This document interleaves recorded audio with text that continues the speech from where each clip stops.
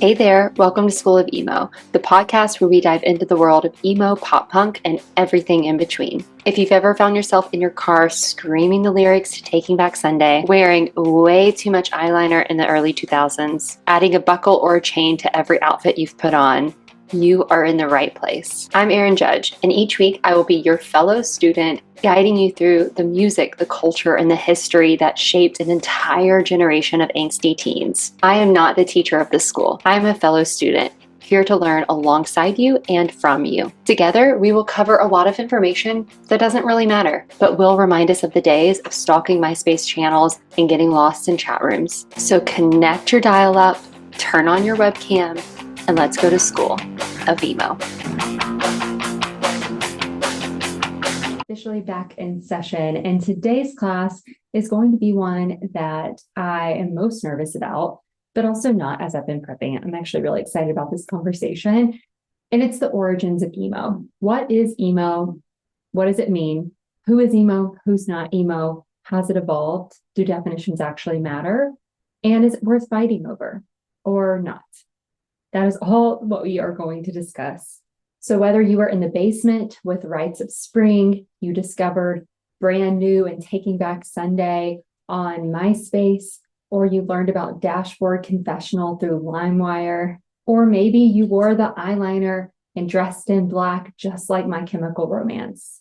We are going to talk about the phases of emo, how it evolved, and what this culture has looked like over time, leading to what we experience and think about emo today. I do think this is the appropriate time to remind you that I am not an expert in this space. I love emo music, and I will share a lot about my personal thoughts, my own experiences, kind of where I fit in within these waves of emo, which I think may relate to a lot of people who are also younger millennials in their 30s now, because I think a lot of us had similar experiences in where we fit just as teens and our experiences with technology, and all of those different things. So I'm not an expert, but I did dive into some research, and I also reached out to our community and asked others what they thought. And I'm going to share some of those experiences here. If you have strong opinions on this as I'm talking, please share your experiences, share your thoughts. I want to hear them. Just criticizing and fighting over this conversation, though, is likely not going to lead anywhere, because ultimately we're all here because we love music. We love, bands, we love songs, we love the cultures that we've been a part of, and we love our nostalgia and our own experiences and our own memories. And we can celebrate that. I truly believe that emo, as it is today, is an inclusive space that allows for freedom of expression, that also allows for freedom to find what individuality looks like. And if that looks like, posing or, pretending or maybe missing a few details, then that's okay, because the whole purpose is to have a safe space to be included and to figure out who you are. I believe, and that is my own opinion. But where did this begin? So thinking about modern day emo, if we think about the origins and the beginning, it didn't necessarily look the same. And the actual origin can be highly debated on, where it truly began. So if we think back, I like, through the research that I've done, I think the 80s makes sense as the rise of what we know today to be emo. You could debate rock in itself or punk in the 70s. You could debate, the origins in the US, which is mostly what we're going to talk about, compared to what was happening in Europe and other parts of the world. There are likely a lot of experiences people have had that they could point back and say that was the start. And as many bands will say, emo is hard to define, because what is emotional music? All music is emotional. All music is meant to be a way to communicate and find individuality. And so just trying to define, one specific period of time as emo can be really tricky. And that is something that we can attribute and even see woven into what we consider to be this first wave of emo, which happened in the 80s. And in the US can be linked very heavily to the band Rites of Spring. So Rites of Spring was kind of birthed or came out of DC and was one of those bands coming out of the kind of hardcore scene that began to add a little bit more kind of emotional vulnerability to their music. So there was still the loud, fast, aggressive, vibe to the music that we saw with punk rock or just punk or hardcore, these scenes that had come from even the 70s. But Rites of Spring and other bands like Embrace were some of the bands that really dug into vulnerability, personal pain, frustration, longing, kind of less of a political punk experience and more of an introspective, personal experience in the world, but still blending together this kind of rough, aggressive, hard, fast style of sound and a similar community of, basement parties and just a different scene than you were seeing in more of the pop spaces or just in the rock space. So some people considered this to be newcore or like this post-hardcore punk scene. And while even debating whether or not these bands or this period of time is the true start of emo, I know that's enough to start a fight in the mosh pit. The bands of the time, especially Rites of Spring, did not accept the term emo and continue to not accept that term emo or the genre, the culture of emo over time. They considered themselves to be more part of punk rock, which really does bring up, I think, the biggest question when we talk about what is emo, what is it not, the origins, all of these different pieces, is emo its own space? Does emo simply fit under punk? Does emo, punk, pop punk, all of these spaces just fit under rock, an alternative?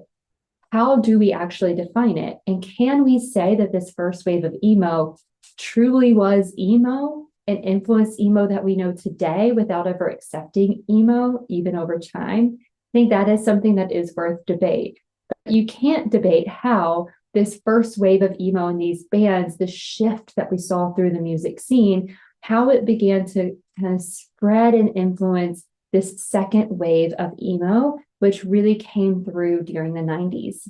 So the second wave of emo was a bit of a transition from what was happening through the West Coast, blending into the Midwest. And there were some debates in this time, or you can kind of see how things shift through the third and fourth wave, and maybe even the debates we have today over West Coast emo versus Midwest emo. There's these different kind of manifestations of the genre through bands that came out of different parts of the country and probably even different parts of the world if we look beyond the US.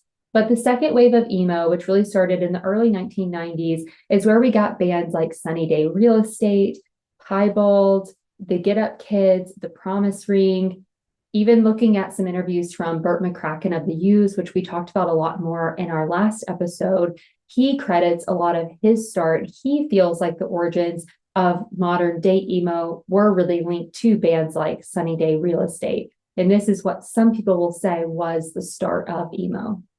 This is also where the complexities of emo began. Like I mentioned, this kind of West Coast emo or Midwest emo. We also started to see the divide between indie rock influences through emo as well as pop punk. And those began to kind of weave into the scene and into the bands and how the music evolved. And that led to these sort of subgenres that still exist, which can include the screamo sound, the math rock musical style, this kind of pop punk, more poppy, fast, but different lyricism than like a ballad style that we see modern day in things like Dashboard Confessional, Hawthorne Heights, and bands like that.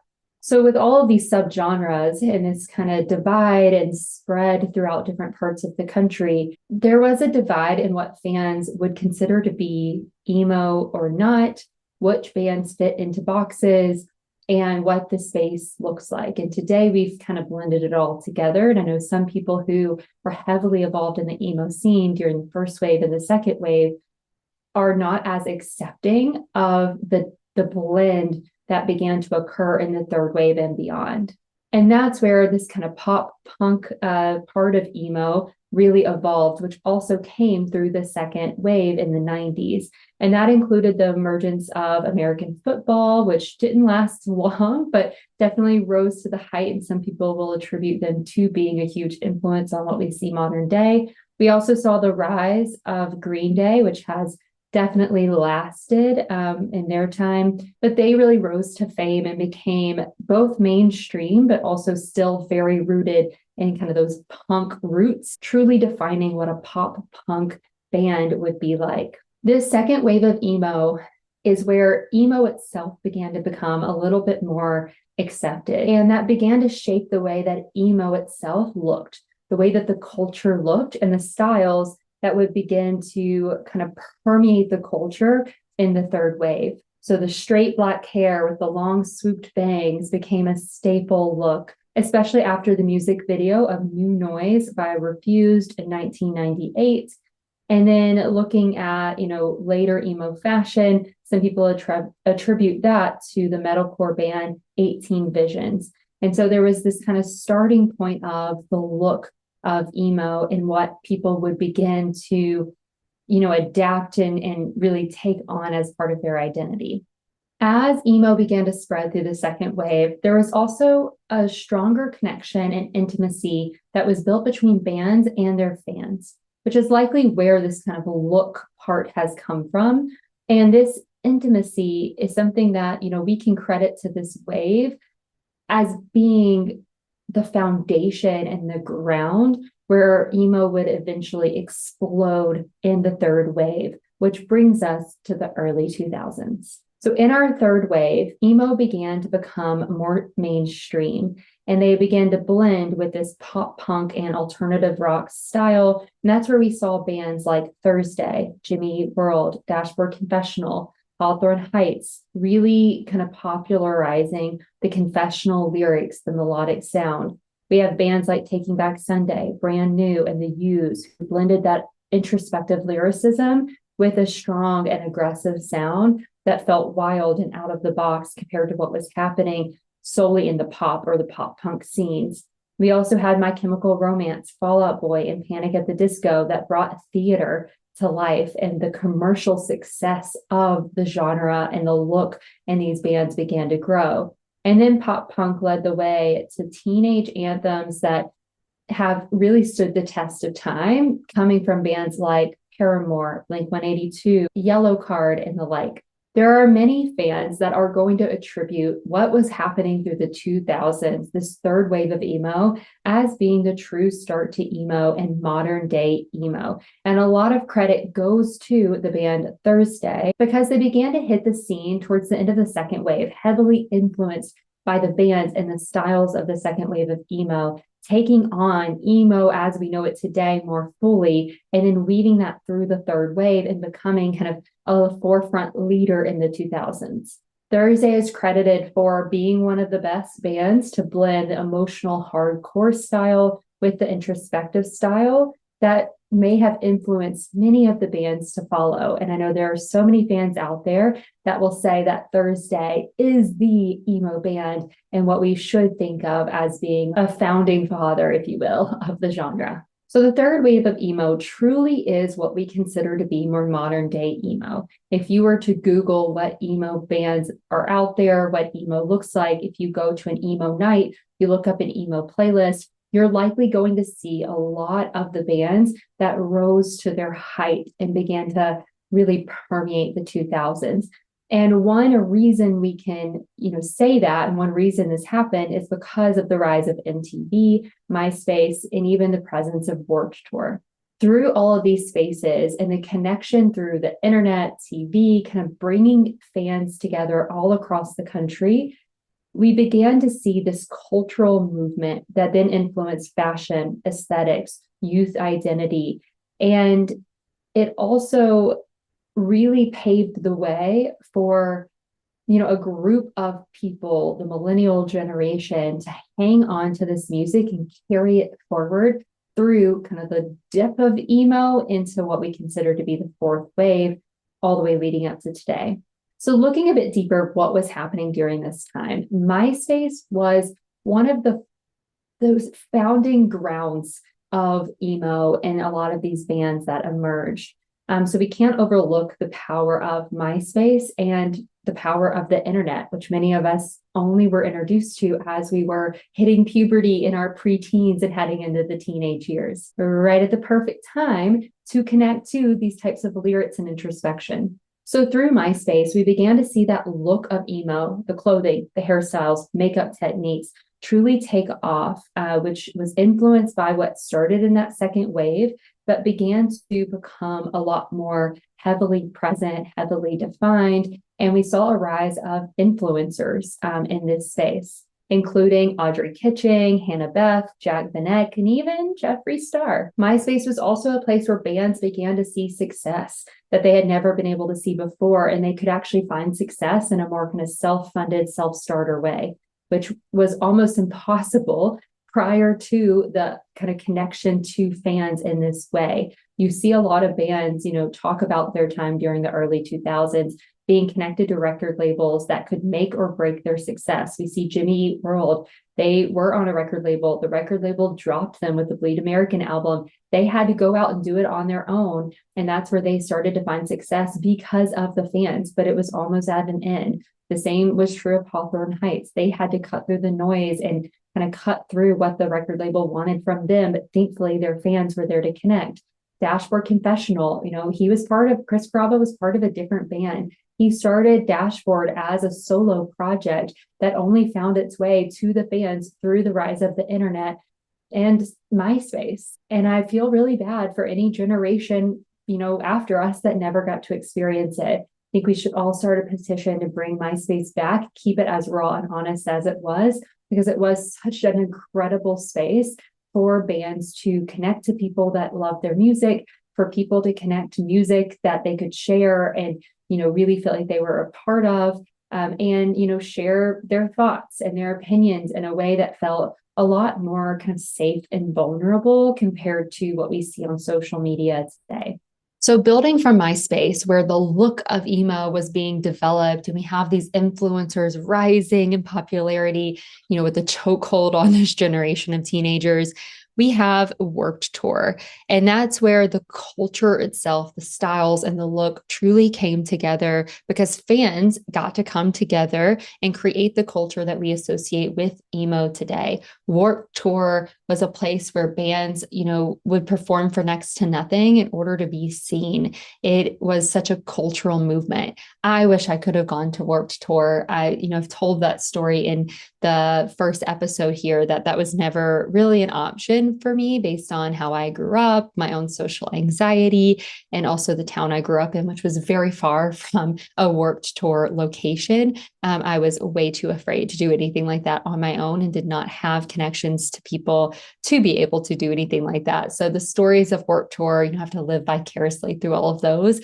But I know it was a time where emo, the music, the connection, the energy of it all really came to a height. And I think that's where we definitely saw the blending of all of these subgenres kind of come together into the modern day emo umbrella. Now, what would Warped Tour be considered? Probably more punk rock or alternative rock. If you would have asked them at the time, we could probably say that Warped Tour is an umbrella of alternative rock and punk rock. But what we would call it today would be an emo umbrella. And even the return of it, includes a lot of these bands we would have considered emo during the 2000s when Warped Tour was at its peak.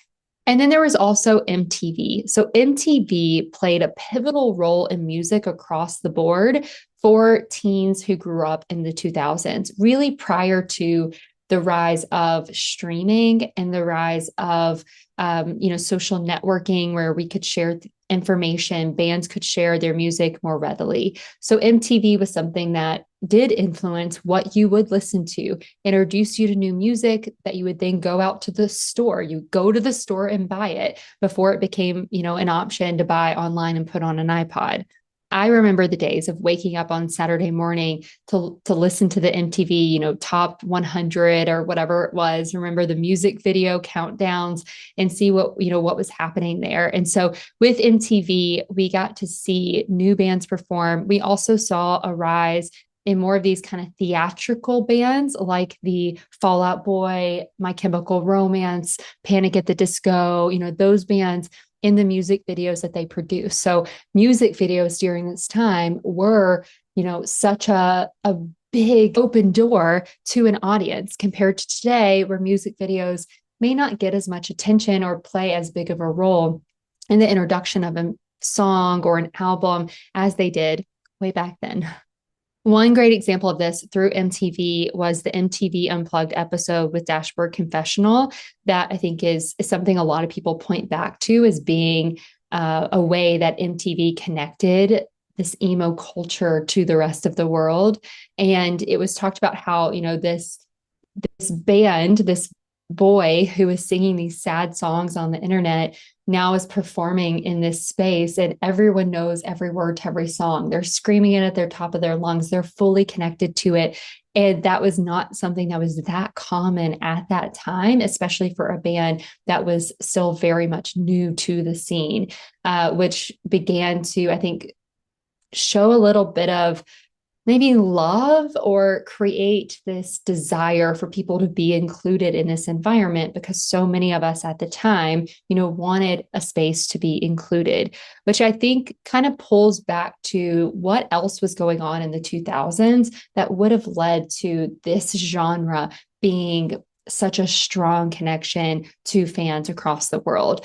And I think it is the fact that millennials, which I'm a part of, we were hitting the height of preteens and teens around this time. We had been one of the generations that grew up with strict parents, but not in a state of, a lot of loss. Like we weren't going through heavy wars necessarily. So we grew up in what we would consider to be a little bit more of a stable environment than the generation before us. But the generation before us was kind of judgy. And we grew up with a lot of us had strict parents, environments, parenting styles were very unique at that time. And many of us really felt this desire to kind of push against those boundaries a bit and test the boundaries. We have been considered the questioning generation. And a lot of it is because as children, we grew up in a stable place, but throughout our childhood to becoming adults, we were one of the first generations to be fully exposed to the world in a way that had never been done prior. We watched, 9/11 happen in real time and just went about our day. We were exposed to the realities of war and things that were happening all around the country. We grew up with the rise of school shootings. We began to see internet come forward. We saw chat rooms open. We were part of the rise and the start of social media and cyberbullying and all of these different pieces. As a woman who grew up during this time, we were also exposed to the height of celebrity and tabloids and this push towards becoming a lot like all of these people that we saw in the media. Magazines were pushing us to look a certain way, to be a certain way, and there was a large group of millennials who simply craved like being able to process their experiences, process emotions and the realities of their lives, and also have a community where they could just be themselves. We had been told so much about what we should be, what we need to be, what was expected of us, but we didn't know like who we actually were. And emo culture around this time, these bands, the lyrics, the rise of this opened the door for us to fully experience what it meant to process how we felt, what we needed, and to find community where we could feel safe to just explore and be ourselves. There's a lot of misconception of the emo culture around this time being, a culture that really, pushed towards like self-harm and things like that. And true emo of this time was not about that. And so those controversies, were spreading, which I think led to this almost like dirty secret many people had where they liked these bands, but, couldn't like them. But if we look back, it was such a overall, safe and sacred kind of space to be in, which I find really interesting as I've gotten older and looking at, my own experiences with this music and what we see now in the fourth wave and the revival of it.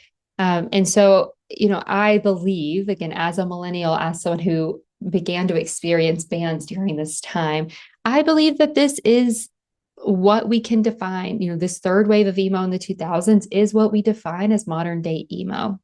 What came before was the influences of emo, what set the stage for emo, but probably more truly punk rock with a connection to humanity, individual experiences, and the actual fans. But we could debate that. You may believe differently, and that's okay because there is no one definition of what emo is.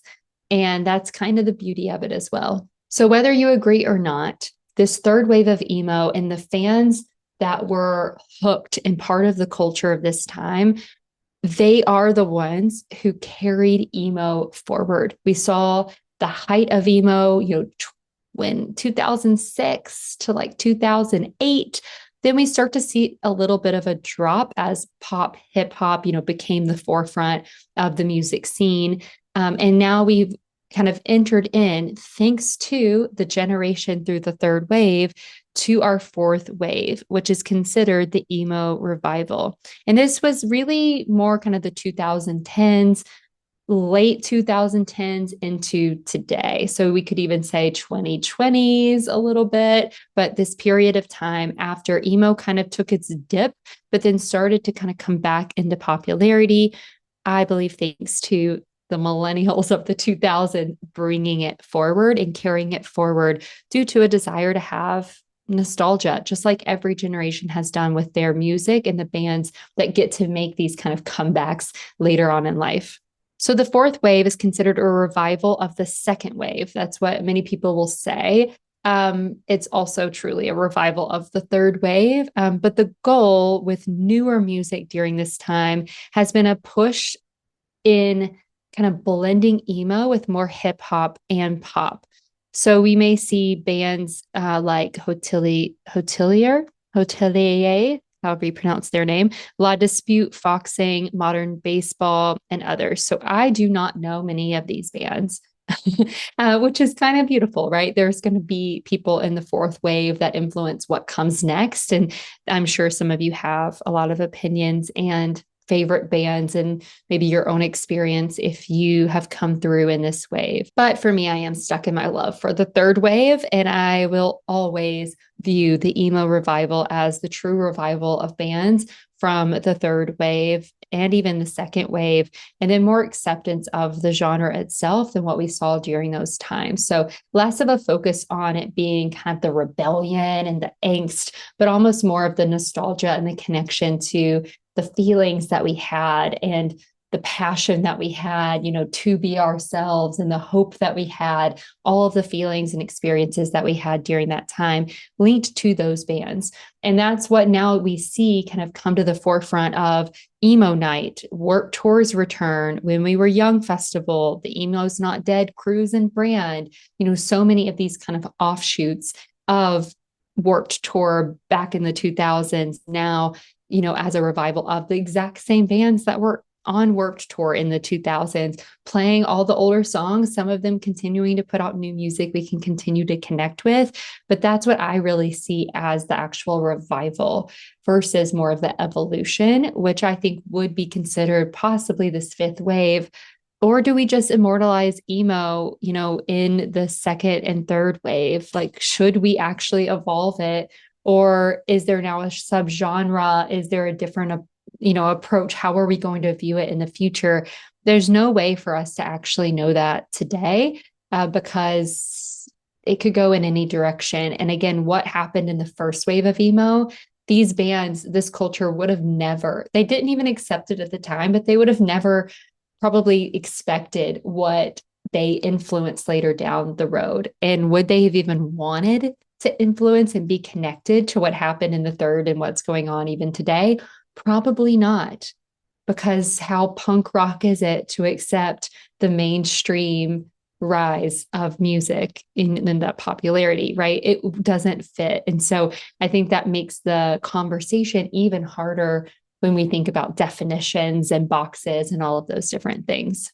All right, so what is emo culture and what does it mean to be emo? We talked a little bit about how like style and fashion, rose through the second and third waves of emo and still are present in many kind of emo spaces. You see it with bands, things like that. But there is this misconception of emo, alternative, and goth kind of being the same. But the truth is, there's a very big difference between emo and goth. So, a lot of people who maybe think what emo looks like often are attributing that to this kind of goth style, which is a lot more historic. Kind of inspired more by Gothic literature and art. There's a larger emphasis on nonconformity and creativity versus emo being a little bit more about kind of personal expression and a lot more casual. So, really being tied more to the music and that scene versus Gothic being tied more kind of historical, if that makes sense. So I feel like Gothic looks even more like a certain type than emo style may look. But emo fashion has included things like Black clothing. It's not really me, but a lot of people are choosing predominantly Black clothing. The Black t-shirt with tight skinny jeans is a staple for many people. Band t-shirts, distressed clothing, heavy eyeliner, the long side swept bangs, the thick, chunky highlights in the hair, colorful hair, which was heavily influenced, by Hayley Williams of Paramore and bands like that. Black nail polish, checkerboard accessories, and clothing. The black and white checkerboard has a chokehold still on any of the 2000s third wave emo kids, including myself. Fishnet tights, Converse Vans, combat boots, studded belts, all of the like. If it was sold at Hot Topic during the 2000s, it's what we would consider part of emo fashion primarily. And there's a lot of debate on that as well. And the first and second wave emo fans would heavily criticize the fashion that we know of today as emo. And that's where the terms, poser come up of people who kind of dress in this way to go to emo night or go to work tour, but it not really be fully who they are. And you can debate that yourself. I personally find it strange just because I think I'm connected to emo because of the music, the lyricism, like my emotional expression, the way that I dress and look isn't necessarily for me a way of proving that I like emo. Like there are definitely parts of my style that are influenced by these kind of emo fashion styles that exist, alternative styles, Gothic styles, but I don't fit into that box. And I continue to challenge myself not to, because if I'm looking like another person or trying to look a certain way to, prove myself, that's not personal expression and individuality, which is really at the core of emo and what we were wanting to begin with. And I value that personally. So it's my personal stance. And so when I do see someone who I think kind of cosplays as emo in this certain look, I find it a little strange, and it doesn't sit well with me. I don't think it's worth fighting over. I also think, a lot of times people are just trying to have fun. But I know that some people do take that a lot more personally and have more strong opinions on this and could debate it for hours or get in a fight over it. And if that is you, I respect that because you have those opinions and that's wonderful. I don't necessarily think it's worth that much energy, but I do find it interesting. And I'm interested to see how that continues to evolve because, we're seeing a rise of, emo kids again. And I think the styles of the 90s and 2000s are coming back across the board. So will we see even a rise of this kind of typical emo style from the 2000s? Maybe. It'll be interesting.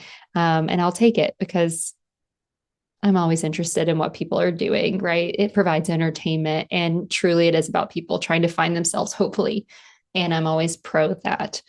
So I did ask our emo community from my Connection with the Emos Not Dead cruise. I asked a handful in a Facebook group of how they would define emo, their experiences with emo. There were a few strong opinions in there of like, certain bands to respect. I would say some of those strong opinions didn't really come with a lot more. And I think if you're going to share strong opinions without being inclusive of experiences, actually sharing the full opinion versus just like a jab or a headline, I have a hard time respecting that and opening up to that. So I'm going to share the opinions and the thoughts of those who did take time to truly share what they felt in their own experiences. So starting with Danelle, she said that emo is a culture with music that allows your angsty teen heart to bleed all the emotions you keep inside, while encompassing the irony that a teen has nowhere near the required life experience to be so far into the clutches of pain. You will later rediscover the genre as an adult once life has effed you over a few times and everything will suddenly fall into place. I relate to that strongly. I think I've said this before, and I think this brings up like, is Taylor Swift emo? That's going to be a future episode. But one beautiful thing about music, and especially emo music, is almost the dramatized experience and expression that probably the bands at the time were going through those real deep, raw emotions to that degree. But whenever we were experiencing it, many of us weren't going through that much heartbreak, or maybe we weren't, didn't fully realize it. But we connected to it, I think, because it did kind of fully dramatize what we felt, which allowed us to feel like we were processing and expressing, and then later definitely can connect to it whenever things are really, really hard and we see where they're coming from. And I think the whole, revival of emo makes sense because not only did millennial teens have a lot of angst and issues that we were dealing with as adults, it's happening again. So we connect to it all the more. Star C shared, the way I explain emo to people in my town that just don't get it, or the idea of an emo night, is emotional music that aims to make you feel something, rooted in rock with a dash of angst. Then I add, to visually give you an idea, picture music that has complemented nicely with anything Black, expressive of individualism without caring what other people think. Judgmental free zone, if you will.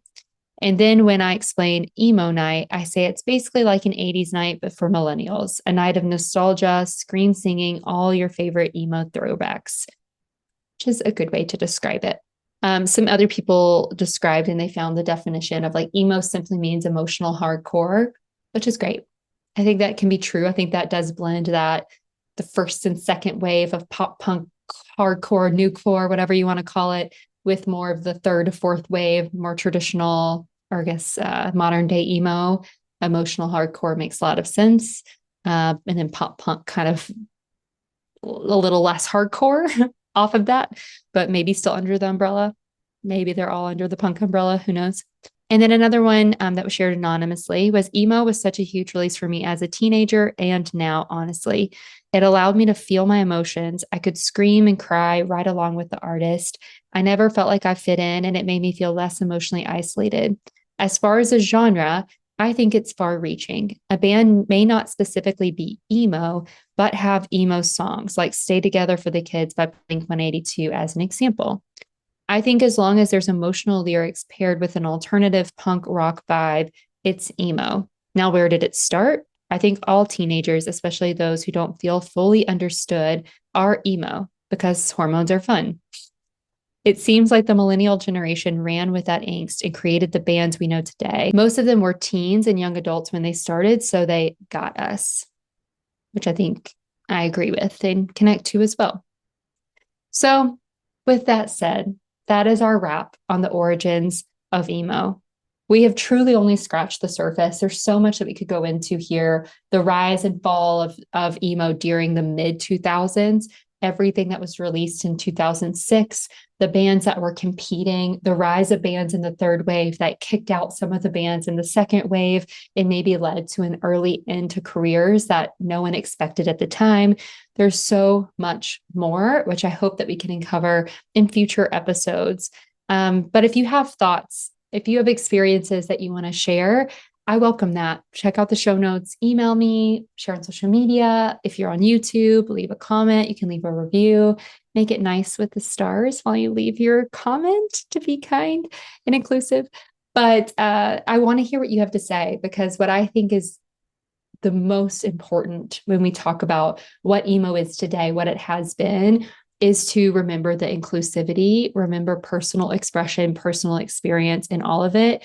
Bands are incredible. Their history is incredible. That's important to understand. But at the end of the day, how we fans interpret music and how we make, definitions and the cultures we create from those experiences, that is what the actual experience is. And that's really the ground that all of these bands have to stand on, which is important to remember as fans and fandom. But in the future, we will go deeper into some of these conversations, and I will be pulling from what you share to know what we need to look at. And if you want to come on the show, email me. I would love to have you on to talk and share some experiences, the lore, the history that you're obsessed with, because that will make this all the more fun. So that is it for this episode. Thank you for tuning in. Thanks for coming to class, and I'll see you in the next class.